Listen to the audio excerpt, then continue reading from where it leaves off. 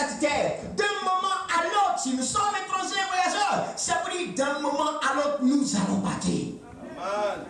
Et nous avons vu des proches partir, nous avons vu des parents partir, nous avons vu des amis partir. Ces personnes-là, est-ce que nous ne les aimions pas? Si nous les aimions, mais quand le temps de ce voyage arrive, tu ne peux pas retenir cette personne qui est appelée à partir. Tu es appelé à partir. Je suis appelé à partir. Ça veut dire que les plaisirs de ce monde-là ne sont que vanité. Tout passera, tout cessera, tout disparaîtra. Nous sommes étrangers et voyageurs sur la terre. La Bible est en train de nous interpeller pour nous dire que le combat que nous menons chaque jour, ou les combats que nous menons, c'est des combats inutiles. Tu te bats pour rien. Puisque ce que tu as, tu ne l'auras pas pour l'éternité. Bientôt, tu laisseras ta maison, tu laisseras ta voiture, tu laisseras ton compte en banque, tu laisseras tes habits, tu laisseras même tes enfants, ton épouse et tout le reste, tes parents, ta famille, tu laisseras tout le monde. Rien de ce que nous avons nous appartient, c'est ce que ça veut dire. Rien de ce que nous sommes ne demeurera, c'est ce que ça veut dire. Ça veut dire que la terre n'est pas ta dernière demeure. Non, la terre n'est pas ma dernière demeure. Non, tu penses que oui, c'est ton village. Dieu t'a prêté ce village-là pour un temps. Dieu t'a prêté ces parents-là pour un temps. Tu es trop solide, sain. Mais aujourd'hui, il est rare de voir quelqu'un vivre jusqu'à 100 ans. Et cette vérité est une vérité universelle. Elle est vérité pour tout le monde. Elle est vérité pour tout le monde, que tu sois scientifique, que tu sois homme politique, que tu sois géologue, que tu sois architecte, que tu sois aux États-Unis, en Afrique, en Allemagne, au Japon, en Chine. Cette vérité est vérité pour toi aussi. Elle nous dit, elle nous conseille, elle dit, vaut mieux aller dans une maison de deuil que d'aller dans une maison où il y a un festin. Car quand tu vas dans une maison de deuil, tu vois ce que sera la fin de tout le monde. Et ça te donne à réfléchir. Ah oui, ah oui, Dieu nous dit pendant les jours, pendant le temps de notre voyage sur la terre, pendant le temps de notre existence, de notre parcours, Dieu nous dit de choisir le côté de ceux-là qui cherchent toujours à réfléchir ou qui réfléchissent, ceux qui pensent, ceux qui se posent des questions. Mais avant que tu ne penses, il va qu'il y ait un motif qui pousse et qui stimule ta pensée, qui encourage ta pensée. Si tu n'as rien sur la base de quoi penser, tu ne penseras pas. Mais il faut qu'il y ait un élément, un catalyseur, quelque chose pour provoquer, quelque chose pour déclencher ta pensée. Et Dieu nous dit, il est bon d'être dans une maison de deuil. Oh, qu'est-ce que c'est qu'une maison de deuil? Une maison de deuil, c'est une maison dans laquelle il y a la mort, une maison dans laquelle quelqu'un est décédé. Dieu dit, c'est mieux d'être dans cette maison-là que d'être à un festin. Car quand tu es à un festin, tout le monde est en joie. Tout le monde se réjouit. Et personne n'a le temps de penser à demain ou au lendemain. Souvenez-vous, les enfants de Job étaient en train de manger. Ils étaient en train de faire un festin. C'est ce jour-là que les murs de la maison se sont écroulés sur eux. Parce qu'ils n'avaient aucun souci. La prudence n'était plus là. Ils se disaient, donnons nos cœurs à la joie et ainsi de suite. Si tu es dans un endroit où il y a un festin, où il y a des festins, mon frère, tu ne pourras pas réfléchir. Réfléchis à toi. On doit penser à quoi? Dieu nous dit réfléchis à la fin. Pense à ta fin.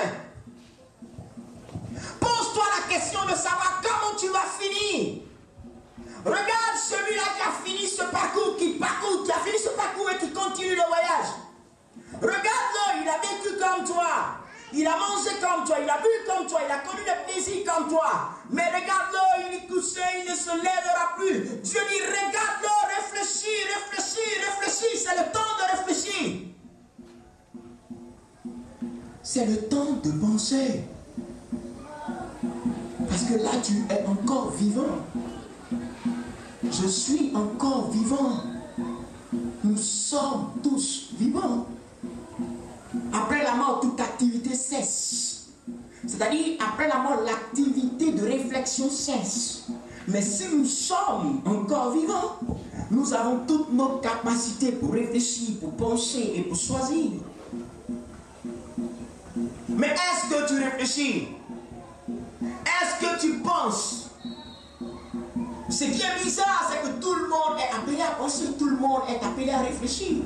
Le chrétien doit-il réfléchir encore aujourd'hui? Cette question-là reste en suspens. Il dit que ce livre-là a été écrit par un homme que tout le monde a reconnu.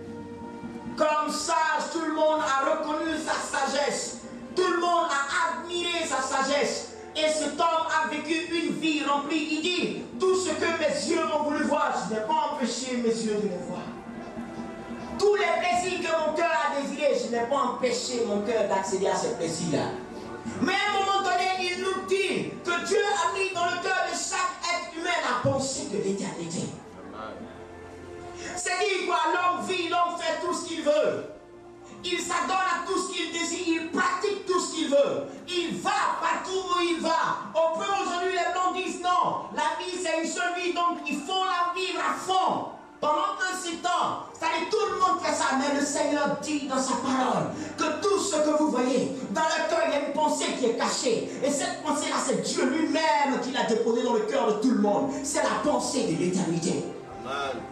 En vérité, je vais te dire, le féticheur ne veut pas mourir, l'animiste ne veut pas mourir, le bouddhiste ne veut pas mourir, le maïkari ne veut pas mourir, le shintoïste ne veut, tout le monde, personne ne veut mourir. Pourquoi? Parce que tout le monde veut vivre éternellement. C'est la pensée de l'éternité qui donne un tel instinct à tout le monde. Vous comprenez ce que je dis?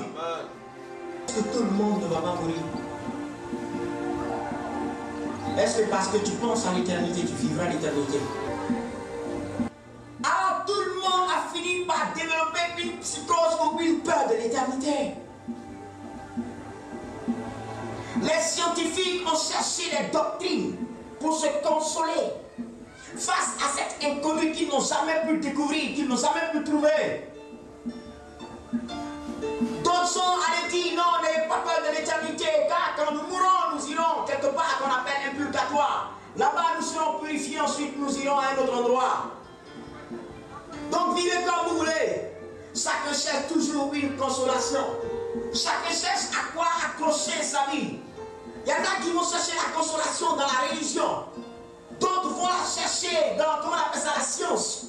D'autres dans la politique, d'autres dans l'art, et ainsi de suite. Vous allez voir que tout homme est accroché à quelque chose. Pourquoi? Parce qu'il y a une difficulté en face, il y a un obstacle en face. Il y a quelque chose sur laquelle tout le monde va buter demain. Que tu le veuilles ou pas, tu seras confronté à cette chose. Alors qu'est-ce qu'on fait? On tisse des alliances, vous comprenez? On cherche des partenaires, vous comprenez?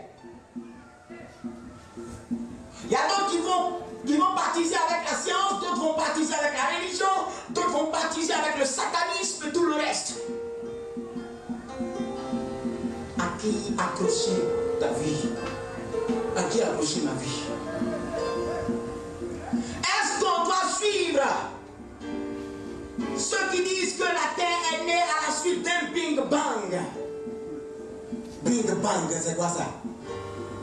Tous les animaux que Dieu a créés au début de la création, la Bible dit, Dieu a conduit ces animaux-là devant l'homme. L'homme a pu donner des noms à ces animaux-là. L'homme a pu nommer ces animaux-là. Mais Big Bang, c'est quoi ça? Tant que la terre n'a pas été créée par un créateur, par un être suprême, non. Ils se disent que la terre est venue comme ça dans le hasard. Tout simplement parce qu'ils recherchent la consolation et ils veulent nier l'existence de quelque chose qu'ils ne savent pas ou qu'ils ne connaissent pas. Allez-y chez les bouddhistes, vous allez voir dans leur doctrine. Et aussi ils parlent de cette chose-là. Toutes les religions en parlent. Les versions diverses ou diverses. Mais chacun veut une vérité où chacun développe ce qui est sa vérité. Mais où allons-nous aller, nous chrétiens? Le bouddhiste dit, venez, moi j'ai la vérité face à cet inconnu. Les maïkaris disent, venez, j'ai la vérité face à cet inconnu. qu'on préfère Jésus. Mary, qu'est-ce qu'on a raison de dire qu'on préfère Jésus? Est-ce qu'on a fait le bon choix d'accepter Jésus-Christ de Nazareth? Je sais que si je te pose cette question ce matin, tu me diras oui. Mais si je te demande pourquoi, tu ne sauras pas quoi me dire. Alors il est temps, il est grand temps, puisque le voyage n'est pas encore achevé, de savoir le pourquoi. Dis à ton frère, c'est maintenant. Dis à ton frère, c'est maintenant.